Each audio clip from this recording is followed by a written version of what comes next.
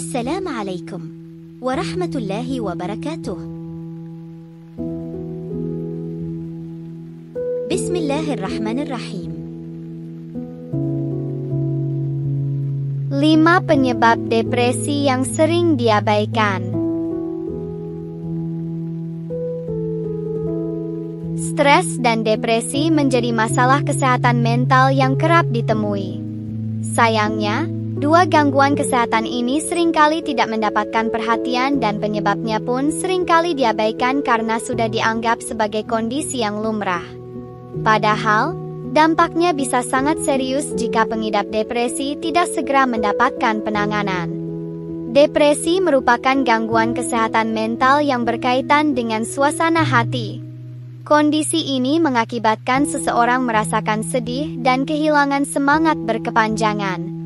Tentunya, dampaknya juga bisa memengaruhi perasaan, perilaku, dan pola pikir pengidapnya. Tak hanya itu, depresi juga bisa memicu berbagai masalah yang berkaitan dengan emosional.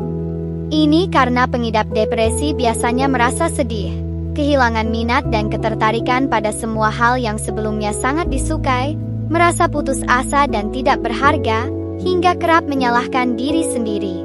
Sayangnya, penyebab munculnya depresi seringkali diabaikan karena dianggap sebagai hal yang lumrah terjadi. Alhasil, tak sedikit kasus depresi yang tidak mendapatkan penanganan dan berujung pada komplikasi yang lebih membahayakan. Perlu diketahui bahwa depresi juga dikenal sebagai salah satu masalah kesehatan mental yang sangat kompleks.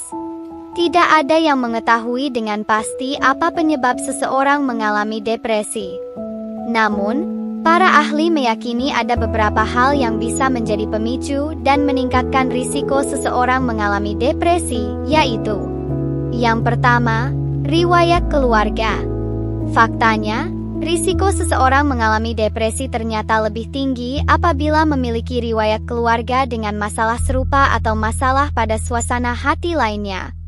Memiliki sifat yang sangat kompleks, depresi bisa terjadi karena pengaruh banyak gen berbeda yang memberikan dampak kecil daripada gen tunggal yang menyebabkan satu penyakit. Seperti masalah kejiwaan lainnya, genetika yang terkait dengan depresi tidak sesederhana penyakit genetik murni kebanyakan. Yang kedua, karena mengalami trauma. Ada peristiwa yang dapat memengaruhi bagaimana cara tubuh merespons berbagai situasi, ketakutan, dan kecemasan yang memicu munculnya stres. Ini biasanya terjadi karena kekerasan secara fisik, seksual, maupun emosional yang meningkatkan kerentanan terhadap muncul kondisi depresi klinis. Yang ketiga, bisa jadi faktor struktur pada otak. Seseorang dengan kondisi lobus frontal pada otak yang kurang aktif lebih berisiko mengalami depresi. Meski begitu, para ahli masih belum mengetahui apakah kondisi tersebut muncul sebelum atau setelah gejala depresi terjadi. Yang keempat, kondisi medis tertentu.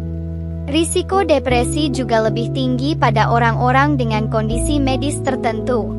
Misalnya, depresi lebih rentan terjadi sebagai efek samping dari masalah kesehatan kronis, termasuk nyeri, ADHD, dan insomnia.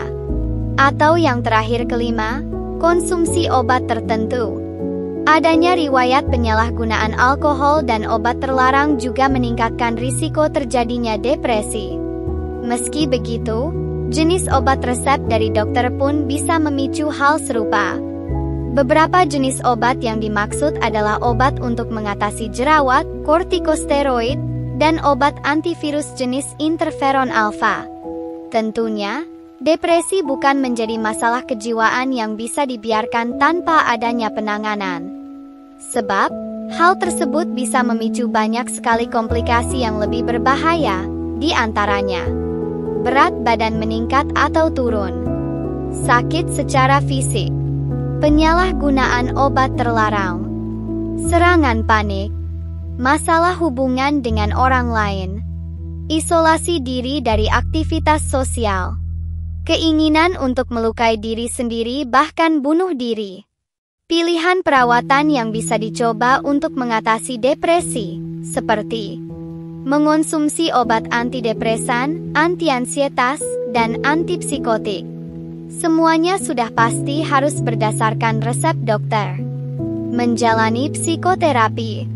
Ceritakan apa yang kamu rasakan kepada ahlinya untuk membantu meringankan beban dan mengatasi perasaan negatif yang muncul dengan cara yang lebih positif. Sesi terapi keluarga dan kelompok juga cukup efektif untuk mengatasi gejala depresi. Terapi cahaya yang dilakukan dengan pemberian cahaya putih diyakini mampu membantu mengatur suasana hati. Terapi ini biasanya dipakai pada pengidap gangguan afektif musiman atau gangguan depresi mayor dengan pola musiman. Rutin berolahraga. Tidak hanya membuat tubuh lebih sehat, rutin berolahraga setidaknya 30 menit setiap hari juga bisa membantu meningkatkan produksi hormon endorfin pada tubuh. Hormon tersebut berperan penting dalam meningkatkan suasana hati. Melakukan perawatan terhadap diri sendiri juga menjadi cara yang cukup efektif untuk mengatasi depresi. Cara ini termasuk mengonsumsi makanan sehat dan bergizi, menjauhi orang-orang dengan pembawaan sifat yang negatif, cukup istirahat, dan ikut serta dalam berbagai aktivitas yang kamu sukai.